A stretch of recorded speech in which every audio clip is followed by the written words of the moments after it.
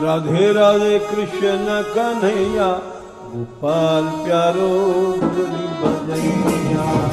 जय श्री राधे।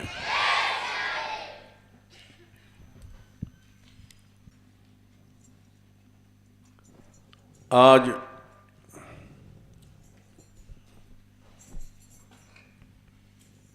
किसी ने पूछा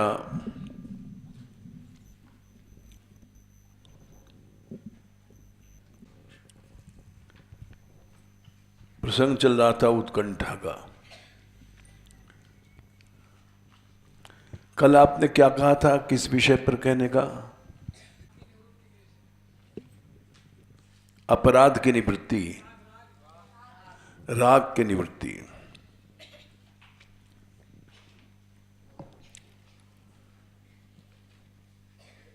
राग की निवृत्ति तो जब कृष्ण अनुराग आ जाएगा, जब हो जाएगी। इतर राग विस्मारणम नृणाम।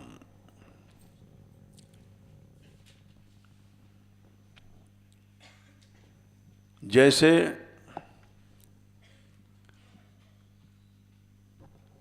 किसी लड़की का ब्याह हुआ,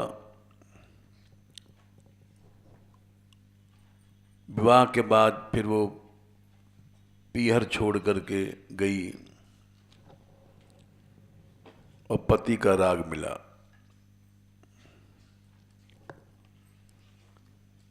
उस राग के बाद भूल जाती है कौन माँ बाप, कौन क्या। और यहां तक कि माँ बीमार है, उसको देखने भी नहीं आ पाती, बच्चे हैं, पति है,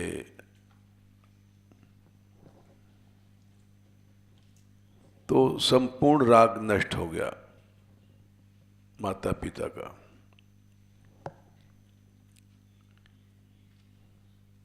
इसीलिए गोपियों ने कहा,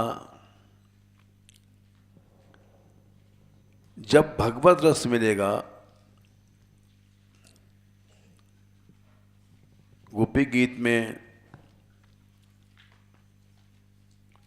14वां श्लोक है शायद, सूरत वर्धनम शोकनाशनम स्वरित वेणुना सुष्टु चुंबतम इतर राग विस्मारणम नृणाम वितर वीर नस्ते धरामृतम।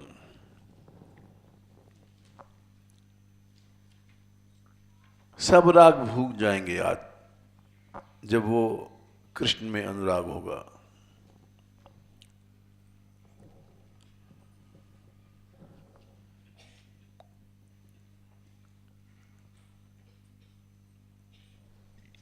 थोड़े में यही उत्तर रहा, और इसका विस्तार से उत्तर तो एकादश में है। भगवान ने कहा है, यथा यथात्मा परिवृज्यते सौ।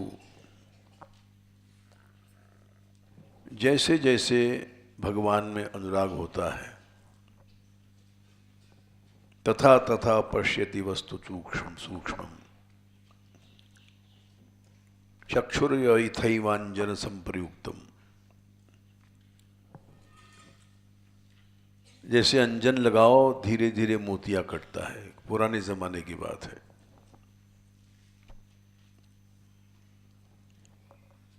वैसे जैसे जैसे तुम्हारा मन शुद्ध होगा,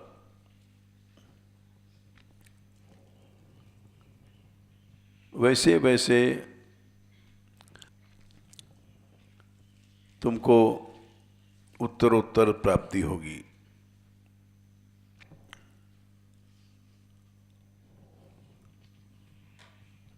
अब इनके प्रश्न का उत्तर दे रहे हैं। सवेरे बात चल रही थी,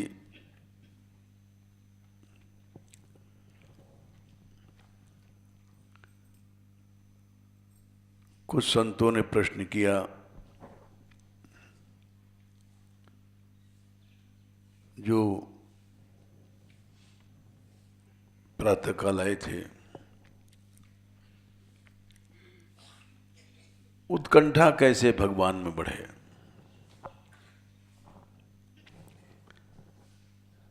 प्रसंग इस तरह चला था कि एक चौपाई हम भूल गए थे।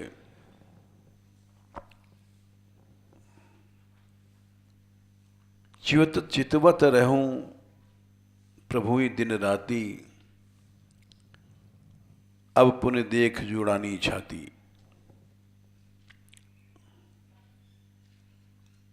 ये शरभंग जी के प्रकरण में है। हैं?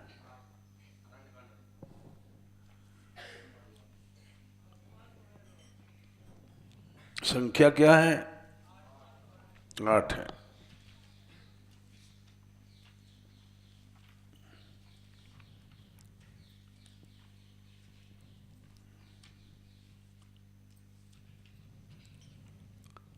अनसुईया जी के आश्रम से भगवान आगे बढ़े हैं और शरभंग जी के आश्रम में गए हैं।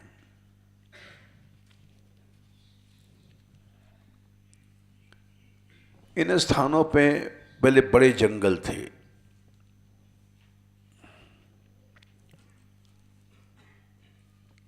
और भगवान की कृपा से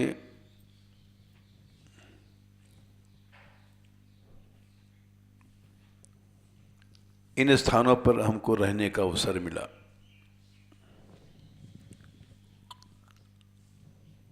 शरभंग जी का आश्रम है, वहां से आगे है सूतीक्षण जी का।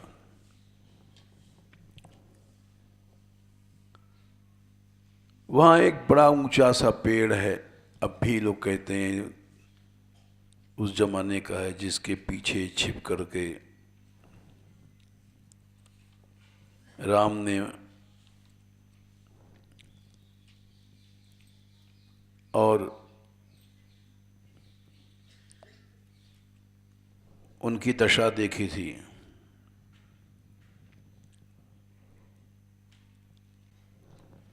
वो बड़ा ऊंचा लंबा वृक्ष है।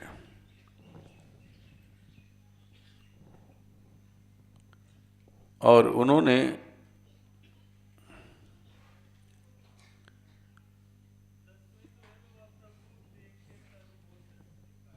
कौन सी संख्या? चलो खैर है, अब हमें नहीं मिल रहा है। हाँ हाँ, प्रभु देखें तरी ओट लुकाई। अरण्य कांड 10वें में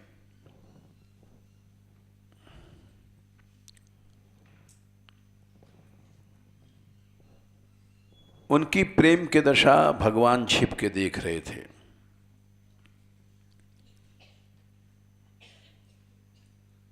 दिश और विदिश पंथ नहीं सूझा। उत्कंठा में उनको भूल गए उत्तर है कि पूरब है।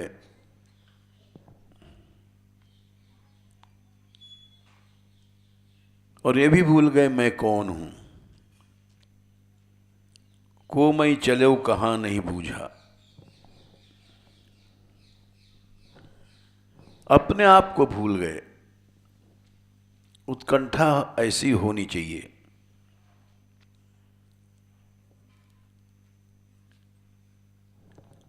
ये इसलिए चला कि बहुत सवेरे कोई दूर से माइक पर गा रहा था, शायद मानपुर में, महाराज जन्म मरण रा साथी, थाने नहीं बिसरू दिन राती। अच्छा हाँ, गौशाला पे।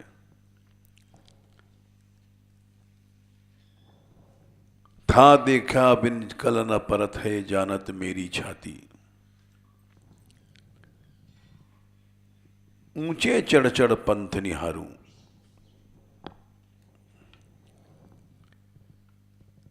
रोय रोय अखियां राती।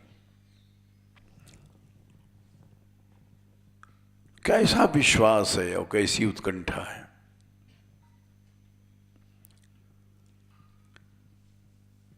ये कड़ी हमारे कानों में आई, इस पद को हमको बहुत प्रेम है और जाने कितने साल से गा रहे हैं इसको।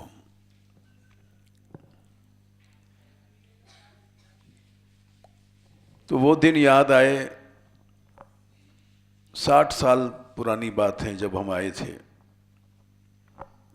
ये उजाड़ था, कोई नहीं था, डाकुओं गड्ढा था, अजगर सर्प रहते थे, भयानक था।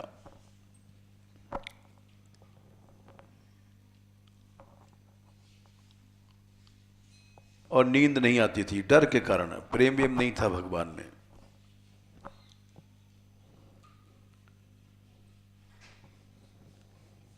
लोग कहते थे यहां मत रहो बाबा, मर जाओगे। हमने कहा भाई बाबा ने शिक्षा दिया था, कृष्ण भाव ब्रजवासी जाने, सब ब्रजवासी कृष्ण हैं। अगर मारेंगे तो कृष्ण ही तो मारेगा, हम यहीं जानबूझ के रहे।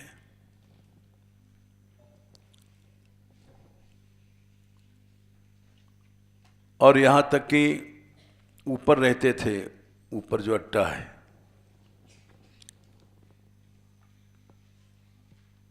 नीचे मंदिर था, ये जो अब जो मंदिर है ये सब इस टूटा टूटा था, आगे सब कुछ नहीं था।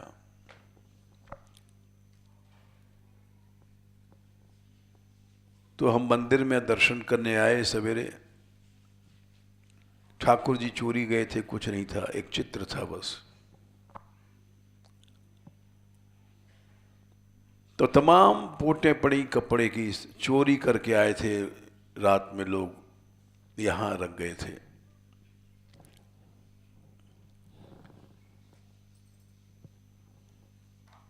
खैर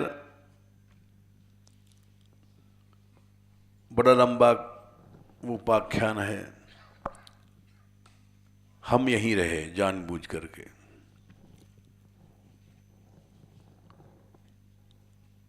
और उस समय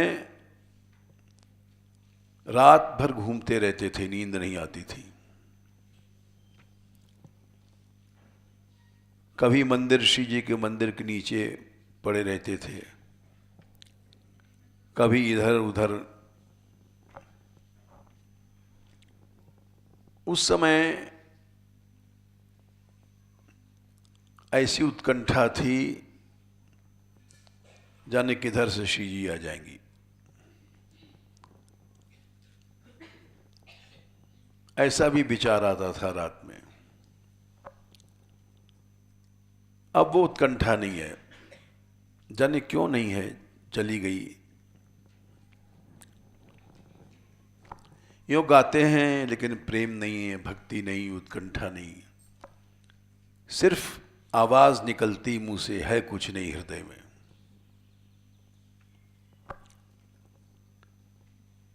उस जमाने में हम टेर लगाते थे, बहुत दिन तक यात्रा में लगवाया था, मदन मोहन नंदलाल गोविंद गोपाल। ये टेर हमने नंदगांव में सीखी थी। वहां कदम टेर पर एक महात्मा रहते थे, बिरही थे, रात भर ठाकुर जी को बुलाते थे।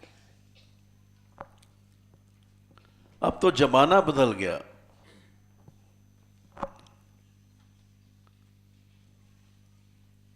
उस समय वो टेर हम यहां भी लगाते थे। कुछ उत्कंठा थी और उत्कंठा ही भगवान के प्रिय है। महाप्रभु जी ने कहा, लौल्यम एकमलम कृष्ण रस भाविता भक्ति क्रीताम यदि कुतो उपलभ्यते। कृष्ण में मन लग जाए, ऐसा अगर तुमको प्राण दे के भी सौदा मिल जाए तो खरीद लो।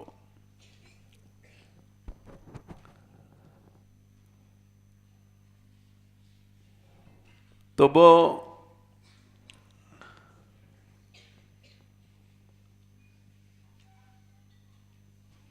उत्कंठा के कारण ऐसी कुछ घटनाएं भी घटी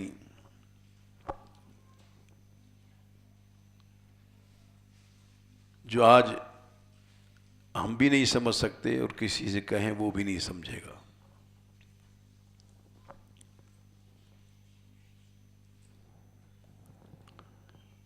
लेकिन इतना अवश्य है कि जो समय सुख उस उत्कंठा में था आज नहीं है। आज तो बिजली है, पंखा है, भरपेट रोटी खाते हैं, बिस्तर है, सोते हैं।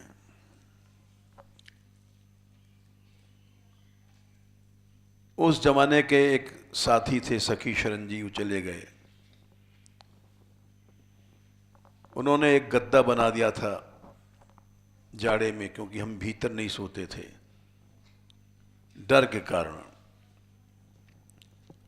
सबसे ऊपर छत पर सोते थे खुले में। धान का प्यार इकट्ठा करके टाट में भर दिया था। वो ऐसी गर्मी देता है जैसे झोपड़ी में, इतना मोटा था। खुले में पड़े रहते थे और सोचते थे कि नीचे जाओगे तो खर्राटे भरोगे, यहां तो फिर भी कुछ न कुछ औंघा सूती में श्री जी के नाम निकलता है।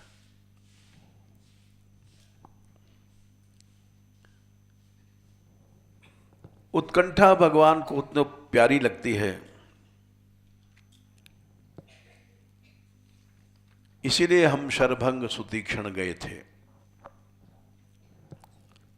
अब तो वैसे जंगल नहीं रहे वहां भी चित्रकूट में। बाके सिद्ध के जंगलों में जब पहुंचे तो वहां दिन में एक शेर भैंस को उठा करके ले गया, जैसे बकरी को गर्दन पर रख के ले जाता है, भैंस को ले गया।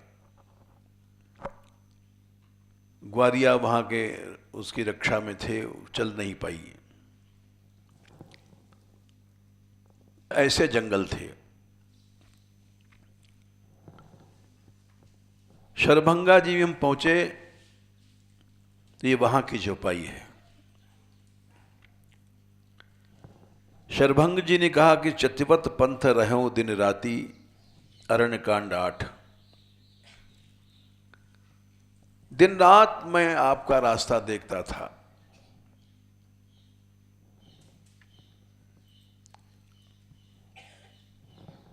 यही लाइन मीरा के पद में मिलती है। ऊंचे चढ़ चढ़ पंथ निहारूं, रोए रोए अखियां राती, मारे जन्म मरण का साथी, थाने नहीं बिसू दिन राती।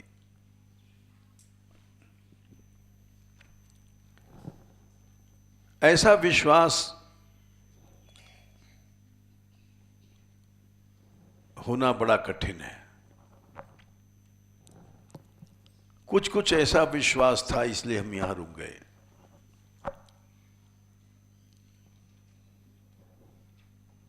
यहां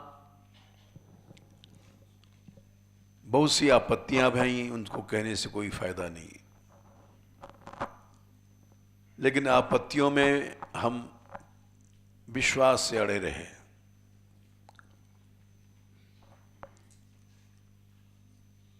ये मार जाएंगे ब्रजवासी हैं, कृष्ण है। कई बार हमारे सामने से निकल गए, 14 बंदूकें आई चली गई। उस जमाने में गहबर वन खाली हो गया था। कुछ फायरिंग किया था लोगों ने आकर के। ये तो जब से हमारा कीर्तन शुरू हुआ है अब निर्विघ्न हो गया। यहां लड़कियां भी रात में रहती हैं, निर्भय रहती हैं। निरापद हो गया जंगल। यहां कोई भय नहीं है, दिन में भी नहीं, रात में नहीं। रात में कई हत्याएं हो चुकी यहां गहबर वन में। मोरकुट्टी के साधु मारे गए, बैठक पर हमला हुआ, मुखिया जी भागे वहां से रात में। सारा वन बड़ा भगवान की कृपा से हम रुके यहां।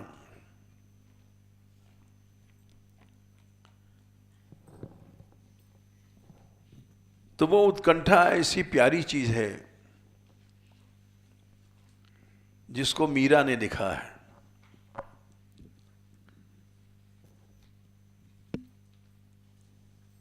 माई बरजय माई मैं साधा दर्शन जाती, रात में जा रही मीरा इस साधु के दर्शन के।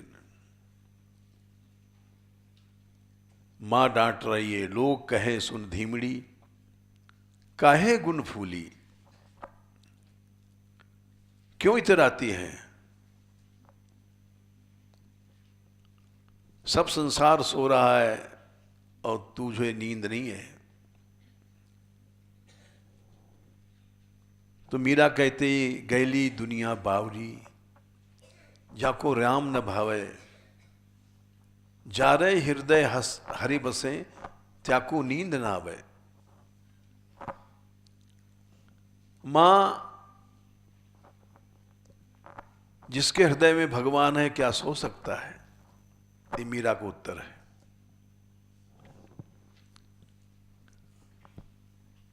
और ये जो उन्होंने कड़ी लिखा, ऊंचे चढ़ चढ़ पंथ निहारूं, ये सब एक उत्कंठा की स्थिति है। इसी को देखने के लिए हम गए थे। चितवत पंथ रहो दिन राती,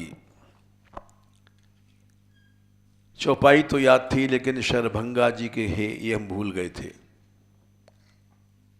क्योंकि दिमाग है भाई, तमोगुण आता है, भूल जाते हैं पुरानी बातें। हमने इनसे पूछा, मुनि जी से, हमने सुतीक्षण जी का है अंदाज से हम कह रहे हैं, या जटायु का होगा। उत्कंठा कई जगह मिलती है, अंत में भरत में मिलती है, रहा एक दिन अवधधारा। तो इन्होंने बताया शरभंगा जी का, हमको याद आ गया। इन्हीं से उत्कंठा मिली थी सुतीक्षण जी को।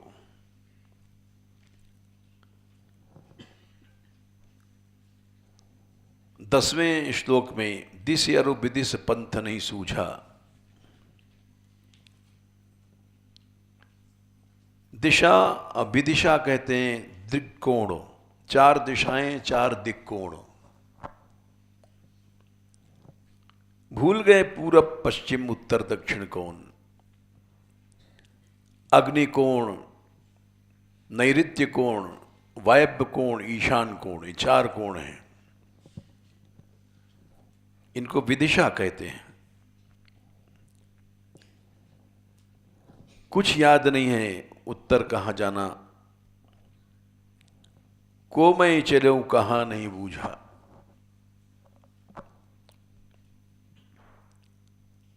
ये भी नहीं जानता है कि मैं कौन हूं, भूल गए अपने आप को, आत्मविस्मृति हो गई।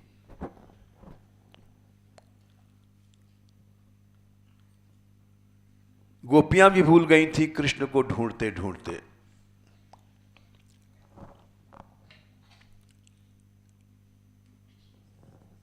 अध्याय 30 में, रासपंचाध्यायी में शायद 44वां श्लोक है। तन्मनस्कास्तदालापास तद्विचेष्टास्तदात्मका तर्द गुणानेव गायन्त्यो नात्मा गाराणि सस्मुरु। आत्मा मने अपने को, अगार मने अपना मकान, गांव सब भूल गई। इसको उत्कंठा कहते हैं। ऐसी जब उत्कंठा होती है तो सब भूल जाता है मनुष्य, अपने आप को भूल जाता है। फिर पैसा धेला कुटी फुटी तो छोटी चीजें हैं।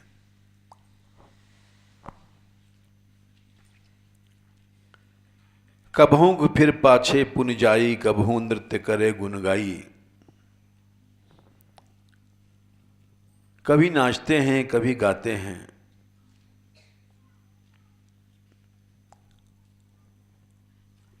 इस प्रेम की दशा को भगवान देख रहे हैं। अबिरल प्रेम भगत मुनि पाई, प्रभु देखें तरु ओट लुकाई।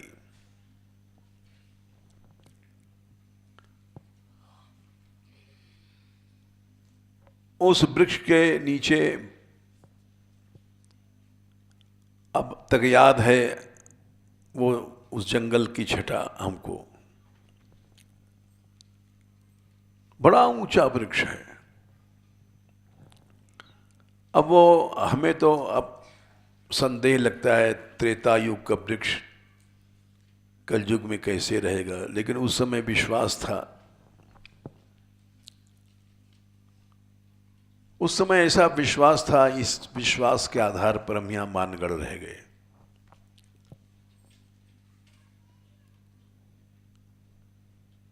हत्याएं होती थी, गहवर वन में लोग आते थे, लेकिन अड़े रहे। ये प्रभु कृपा थी।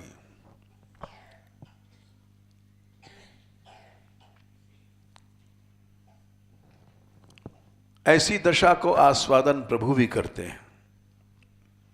प्रभु देखें तरु ओट लुकाई।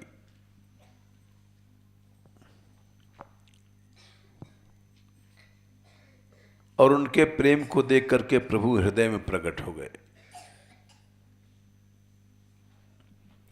प्रगटे हृदय हरन भव भीरा।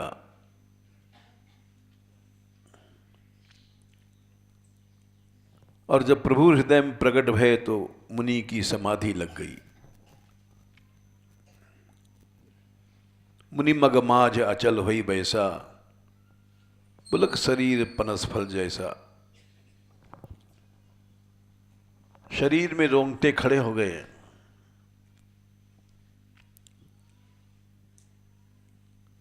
और राम जी जगा रहे हैं और जाग नहीं रहे हैं। मुनि राम बहु भांत जगावा, जागन ध्यान जनित सुख पावा।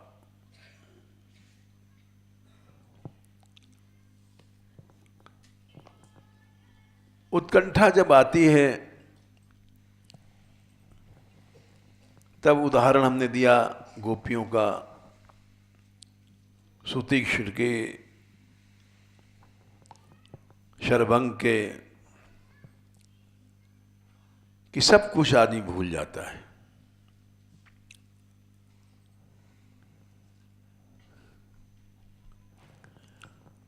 हमें तो बड़ा आश्चर्य लगता है जब लोग तुच्छ चीजों के लिए लड़ते हैं। ये हमारी कोठरी है, तुम्हारा मकान, तुम्हारा स्थान। ये क्या भक्ति व्यक्ति मिलेगी इनको?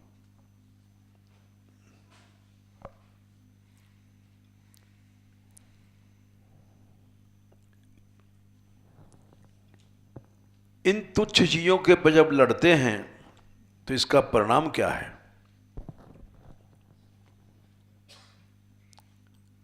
गर्ग संहिता यहां है क्या? लाओ। यह भी एक बड़ा विचित्र प्रसंग है। बड़ी तपस्या करने के बाद भी मेरा तेरापन नहीं जाता। हाँ ठीक है, चलो आ गया।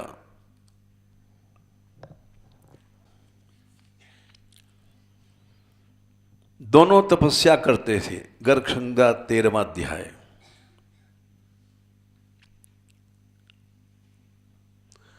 स्वयंभू मनमंत्र में, बहुत पुरानी बात है, जब सृष्टि चली थी।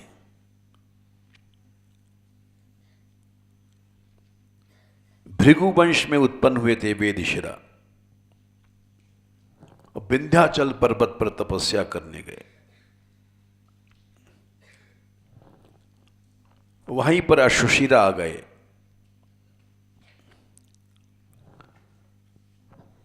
एकांत है, भजन करेंगे। उनको देख करके वेदशिरा मुनि के क्रोध लाल हो गए, नेत्र लाल हो गए। तदाश्रमे तपः कर्तुम प्राप्तो अश्वशिरा मुनि। ये सच्ची घटना है, श्लोक सुना रहे हैं इसलिए। उनको देखते ही तम वीक्ष रक्त नयनः प्राह वेदेशुरारुषा। क्रोध से लाल हो गए आंखें, और बोले कि इस आश्रम में हम तपस्या कर रहे हैं, तुम यहां तपस्या करने क्यों आए? वेदशिरा बोले ममाश्रमे तपो विप्र मां कुर्या सुखदम नहीं।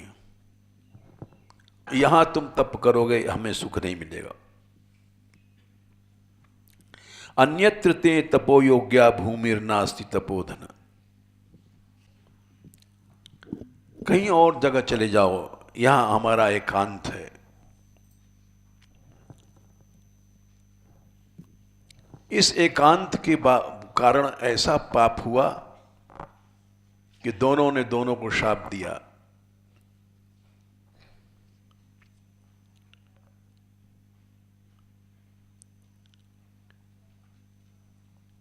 उनके क्रोध को देख करके अश्वशिरा के भी नेत्र लाल हो गए। अश्वशिरा ने कहा कि ये तो भगवान की भूमि है, न तुम्हारी है न मेरी है। जाने कितने मुनियों ने यहां तप किया। महाविष्णोरियम भूमिर नते में मुनि सत्तम। इतना ज्ञान है, फिर भी मेरा तेरा नहीं छूट रहा है। कतिभिर मुनिभिर शात्र न कृतम तपोत्तमम। जाने कितने यहां पर ऋषि मुनि रह गए,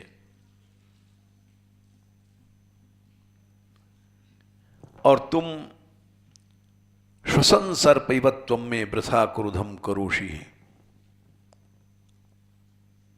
तुम सर्प की तरह गुस्सा कर रहे हो।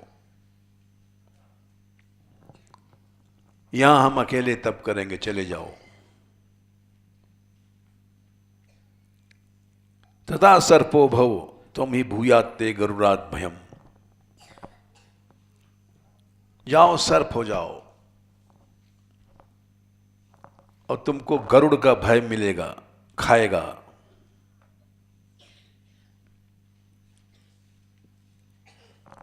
अश्वशिरा ने श्राप दिया,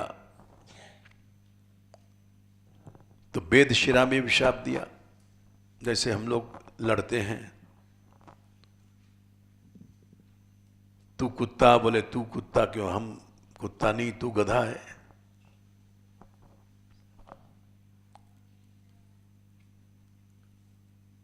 और बोले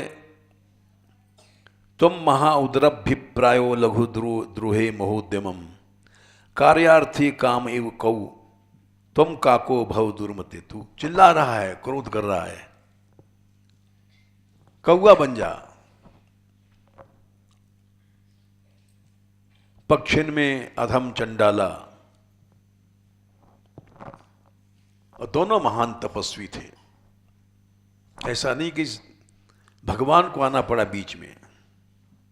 ओह, ये तो बड़ा अनर्थ हुआ।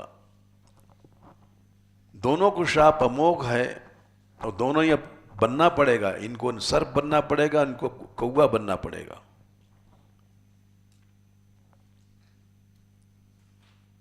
भगवान प्रकट हुए और बहुत दुखी थे भगवान। अरे हमारे भक्त होके लड़ते हो।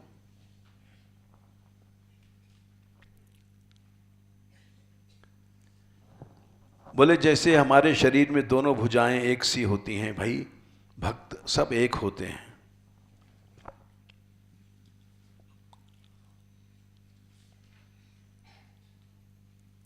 और उन्होंने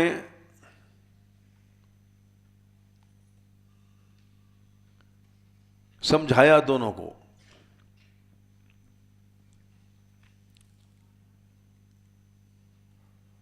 यद्यपि मैं तुम्हारी तपस्या को झूठा कर सकता हूं, परंतु भक्त की वाणी मैं झूठी नहीं करता हूं। युवाम तुम्हें समो भक्तो, हमारे लिए सब भक्त बराबर हैं।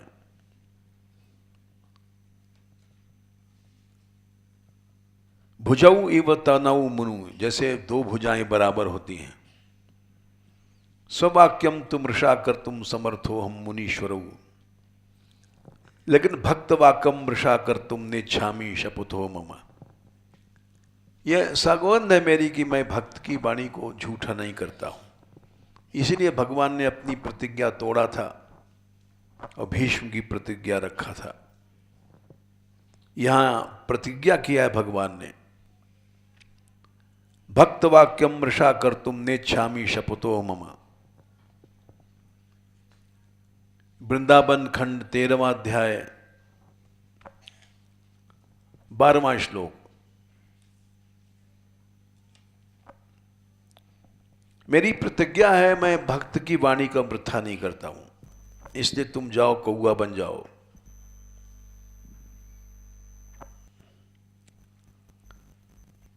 और कौआ बनने के बाद तुमको त्रैकालिक ज्ञान मिल जाएगा हमारी कृपा से।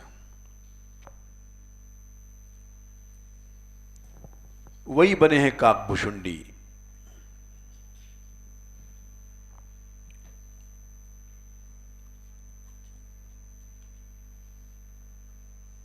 और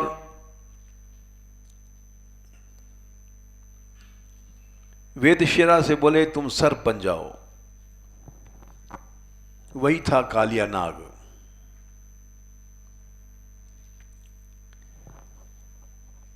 तुम्हारे मस्तक पे हमारे चरण पड़ेंगे। भगवान नाचे थे कालिया के फनों पर।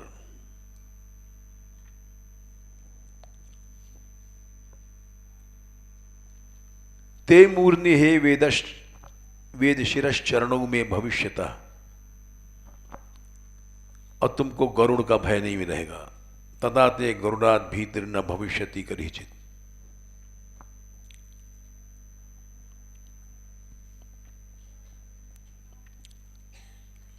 और उन्हीं गरुड़ जी को रामायण की कथा काक ने सुनाई।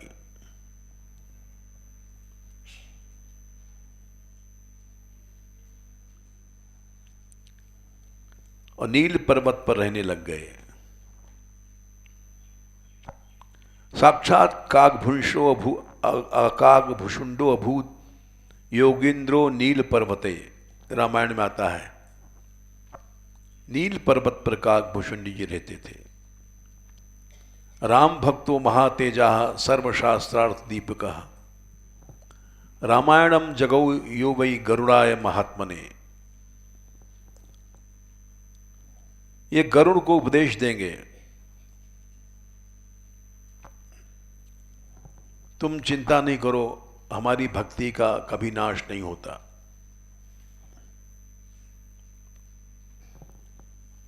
लेकिन कौवा तुमको बनना पड़ेगा।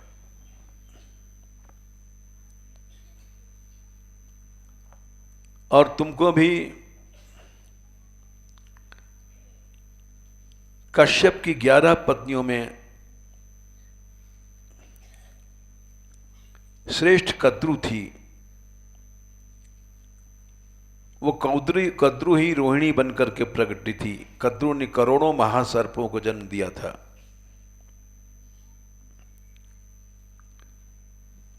उन्होंने वेदशिरा थे, कालिया नाग बने।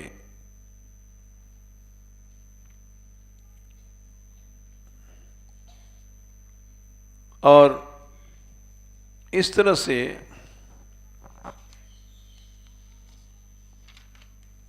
ये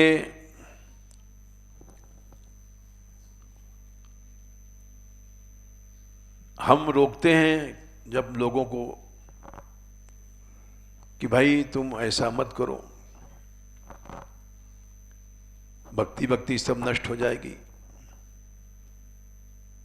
भक्ति में भाव रखो, और नहीं तो तुम वेदशिरा जैसी तपस्या कर लो लाखों वर्ष, फिर भी तुम चांडाल गति को प्राप्त हो जाओगे भक्तोद्रोह से।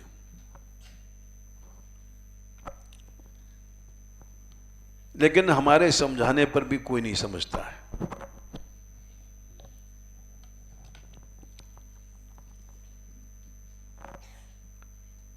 कितने संत तो चले गए, हमको अलग कमरा चाहिए तब भजन करेंगे।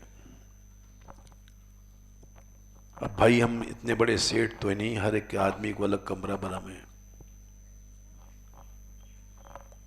तुम भी पड़े रहो कहीं भी, बहुत से लोग पड़े हैं, हम भी तो पड़े रहते हैं, हमारे कमरे में 10 लोग रहते हैं।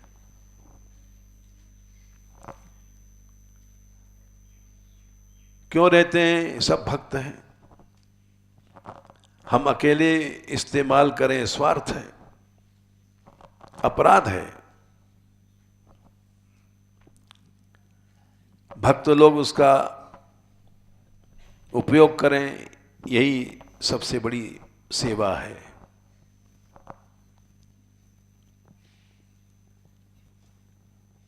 जिस काम को मैं नहीं कर पाया, इन्होंने किया, शुभा ने। ये कहती हैं कि 250 लड़के टेंट में रह लेंगे एक साथ, न भी बने यहां तो भी रह लेंगे। ऐसा सौहार्द उन्होंने पैदा किया जो हम नहीं कर पाए।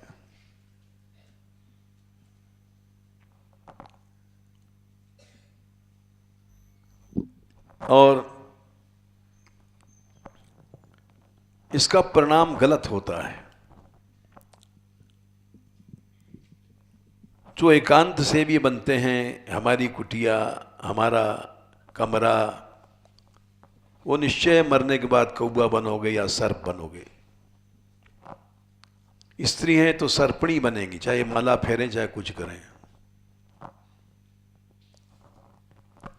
ज्ञाशक्ति भगवान की आज्ञा है, कभी नहीं करनी चाहिए। अनिकेतः स्थिर मतिर भक्तिमान में प्रियो नर। अनिकेत रहना चाहिए, निकेत माने मकान।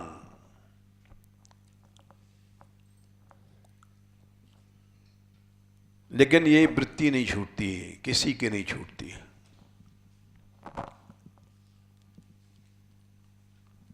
इसका परिणाम अंधकार है।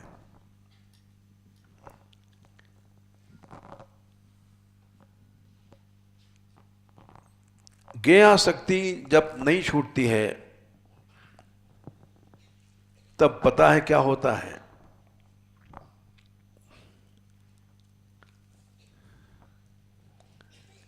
जितने लोग कोठी बनाते हैं मर मर के, उसी में छिपकली बनते हैं, उसी में चूहा बनते हैं, उसी में रहते हैं।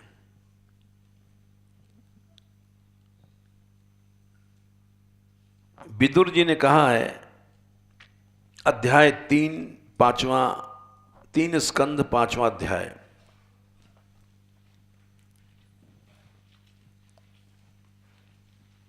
यह कर्णाडिम पुरुषस्या तो भव प्रदाम गेहरतिम छिनत्ति। 11 3 5 11।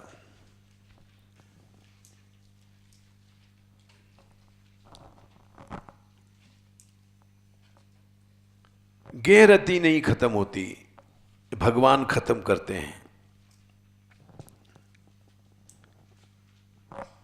ये बनी रहती है। और नाटक करते हैं हम लोग एकांत, हमको एकांत अच्छा लगेगा। एकांत मने चाहे सोवें, चाहे जब खावें, चाहे कुछ भी करें, कोई बाधा न मिले।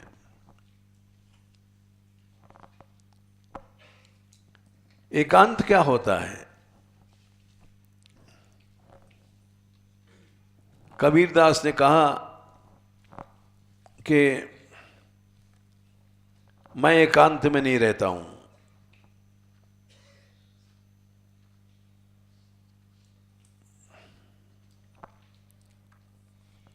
उनका एक पद है, क्योंकि साधुओं को बड़ी झक्क रहती है एकांत की।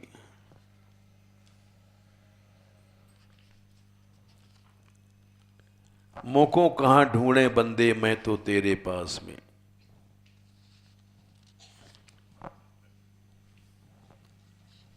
ना तीरथ में मां मूरत में, ना एकांत निवास में। न तीर्थ में रहता हूं, न मूर्ति में रहता हूं,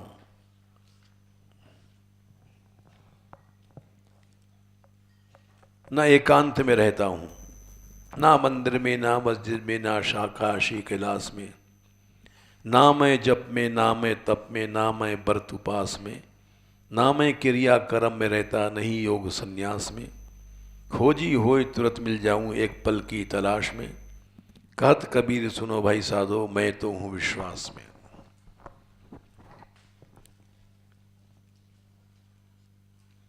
ये एकांत वेकांत स्वतंत्रता मनुष्य चाहता है अपनी मौज के लिए। शरीर चाहे जब उठे, चाहे जब सोएं, चाहे जैसा खावें, इसका भक्ति से कोई संबंध नहीं है।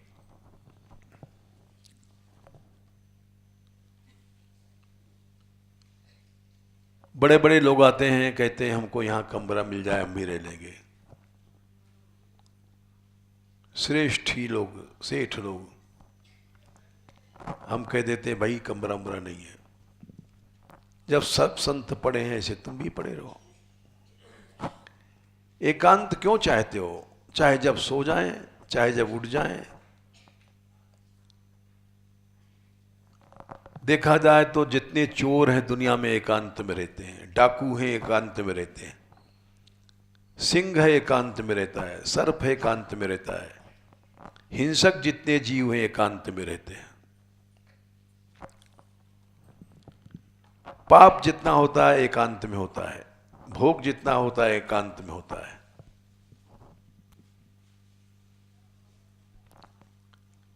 प्रारंभिक साधक को एकांत दुख देता है, नष्ट करता है।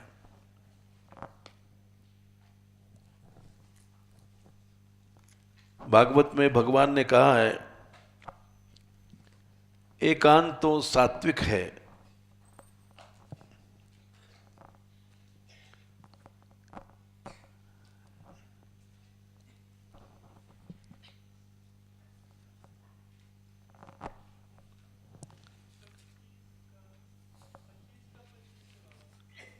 पच्चीस का 25। हाँ ठीक है।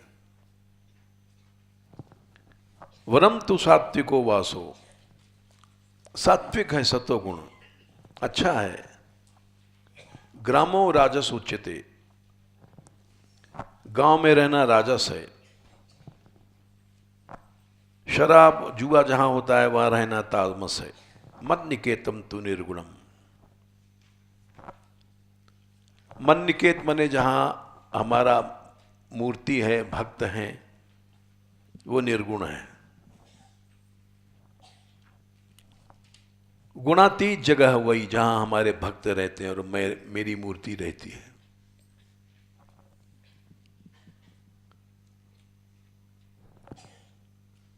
लेकिन ये मनुष्य समझता नहीं है। हम इस कमरे में रहते हैं, कोई दूसरा साधु नहीं रह सकता। ये द्वेष है, अपराध है।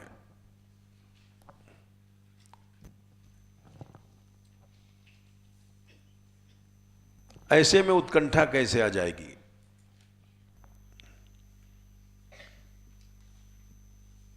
मीरा के पद गाते हैं, साधु संगत मोय लागे प्यारी, लाज तजी घूंघट की।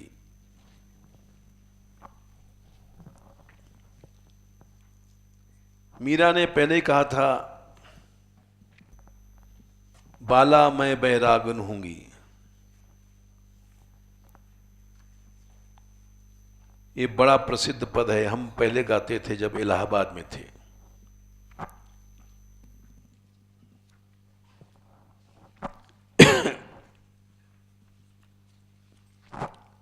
सोच के चली थी वो, बाला मैं बैरागिन होंगी,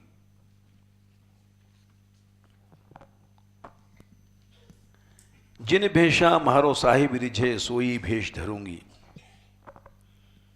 शील संतोष धरूं घट भीतर समता पकड़ रहूंगी। समता और मीरा के पद गाने वाला अगर विषमता रखता है तो मीरा को क्या गाने से फायदा।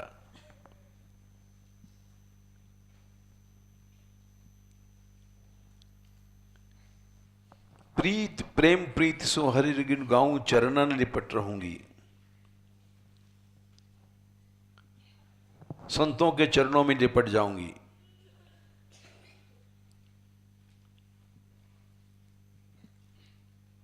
या तन की मैं करूंगी गिरी रसना नाम कहूंगी, मीरा के प्रभु गिरधर नागर साधा संग रहूंगी,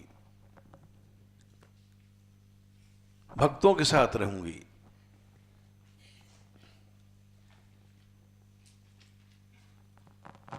और गाते कुछ हैं, क्रिया कुछ है। वैराग के निकले हैं। और क्या ललित किशोरी जी का पद है, बन बन रहना बेहतर हमको, महल रतन नहीं भावे हो। बड़ा लंबा पद है। जब साधु बन गए तो क्या कुटिया, क्या महल, क्या कमरा। वृंदावन रस दूर है बिन से ये रजरूख। वृंदावन रस तभी मिलता है जब रज की और रूख की, बिहारिंद देव जी कहते हैं, सेवा करो। रूख मने लताओं के नीचे रहो, रज मने रज को लगाओ, रज की निष्ठा करो।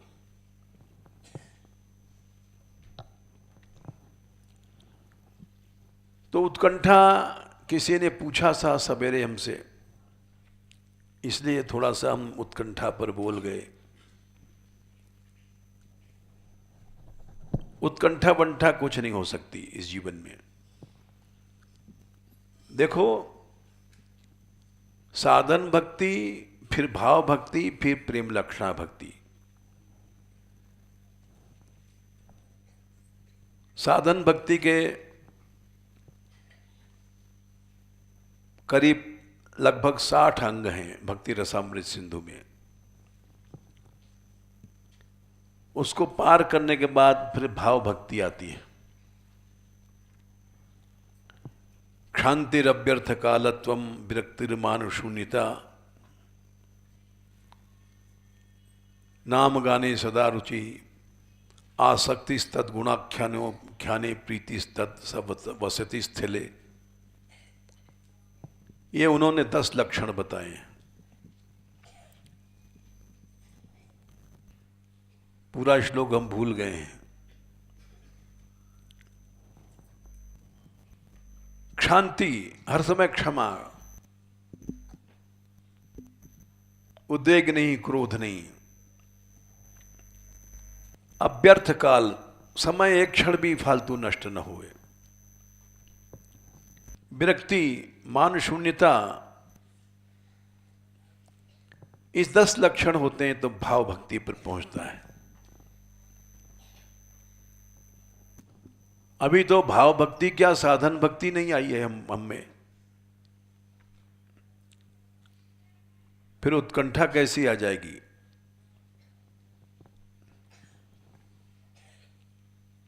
भाव भक्ति के बाद फिर प्रेम लक्षणा भक्ति आती है। पहली सीढ़ी है श्रद्धा, दूसरी सीढ़ी है साधु संग। साधु मने वेश का साधु नहीं, भक्त संग। और दूसरी सीढ़ी पर हम लोग कलह करते हैं। हम तेरा मुंह नहीं देख सकते, तू हमारा मुंह नहीं देख सकता। इसके माने सब झगड़ा खत्म, भक्ति वक्ति खत्म, उत्कंठा वगैरह खत्म। तुम इन्हीं झगड़ों में फंसे रहोगे जीवन भर। कुछ नहीं मिलना है तुमको। भक्तमाल में चमत्कार आते हैं, प्रभु आए, ये किया वो किया। आज कुछ नहीं है। ऐसा थोड़ी है कि प्रभु नहीं है, प्रभु हैं, एक से हैं, एक रस रहते हैं प्रभु। लेकिन हमारे भीतर भाव प्रेम नहीं है।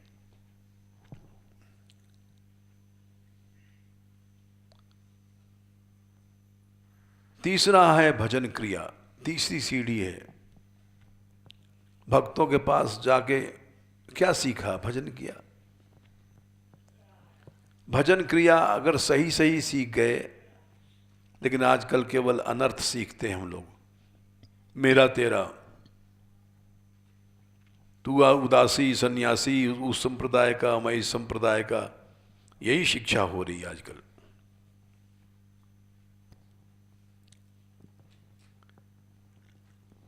जब सही भजन क्रिया होगी तब अनर्थ निवृत्ति हो जाएगी। चौथी सीढ़ी।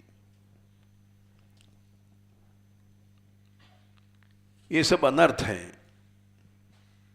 मैं, तू, तेरा, मेरा, काम, क्रोध, मोह, लोभ, ये सब अनर्थ हैं। अनर्थ निवृत्ति के बाद फिर निष्ठा, पांचवी सीढ़ी आएगी। अनर्थ निवृत्ति के बाद निष्ठा आई, निष्ठा के बाद रुचि होगी, छठवीं सीढ़ी। भगवान में रुचि हो जाएगी।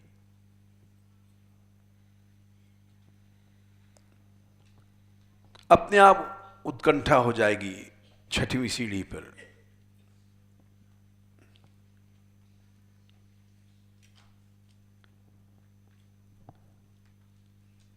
सातवीं सीढ़ी है आसक्ति।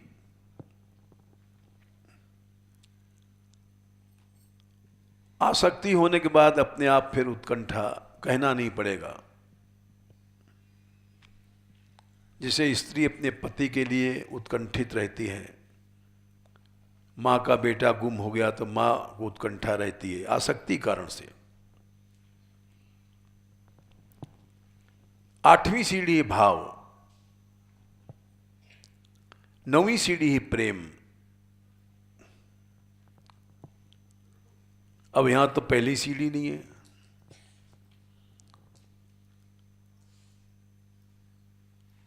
श्रद्धा ही नहीं है हम लोगों की।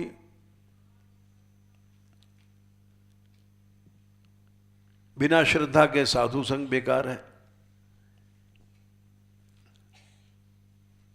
पाठ कर लो, कितना पढ़ लो, भागवत पढ़ लो, रामायण पढ़ लो, कुछ नहीं होगा। ये हम नहीं कह रहे हैं, गोसाई जी कह रहे हैं। जे श्रद्धा संबल रहित, श्रद्धा रूपी संबल नहीं है। दोहा संख्या याद नहीं है, लेकिन इतना याद है, नहीं संतन को साथ, बालकांड में है, 38 है। बालकांड में 38 दोहा। श्रद्धा नहीं है, संतों को साथ नहीं है। तिनकह मानस अगमति,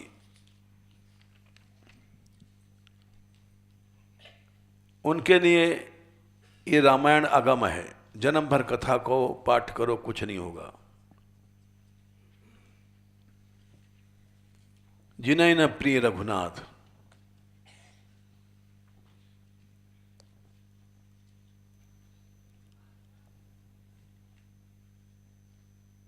अगम सब साफ कह दिया। जबकि रामायण बनाने के बाद भी उन्होंने कहा है, एक चौपाई भी अगर कोई कह ले गए तो उसको प्रेम मिलेगा। कहा है उन्होंने, पूरा याद नहीं हमको। जहां रामायण समाप्त किया है तब उन्होंने वहां पर कहा है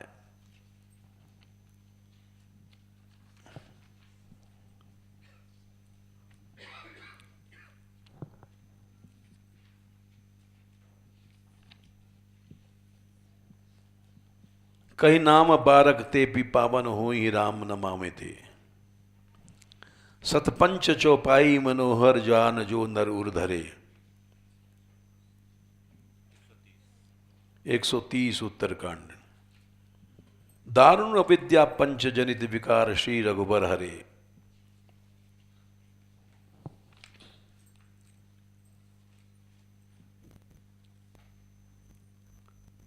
पांच सात चौपाइयों को भी अगर तुम जान जाओगे तो तुम्हारी अविद्या दूर हो जाएगी।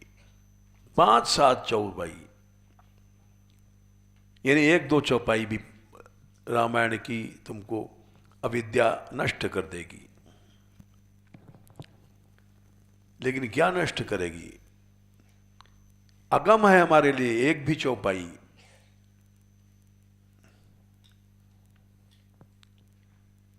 क्योंकि श्रद्धा नहीं, भक्तों को साथ नहीं है, भक्तों से घृणा है, भक्तों से लड़ते हैं, तो क्या उत्कंठा जागेगी? इस जीवन में उत्कंठा नहीं जागनी है।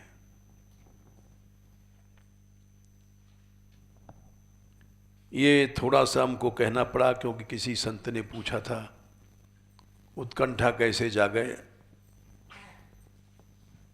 तो इसलिए थोड़ा सा बोल दिए कि पहली सीढ़ी अभी पार नहीं है तो 9 सीढ़ी तो बहुत दूर है। जय श्री राधे।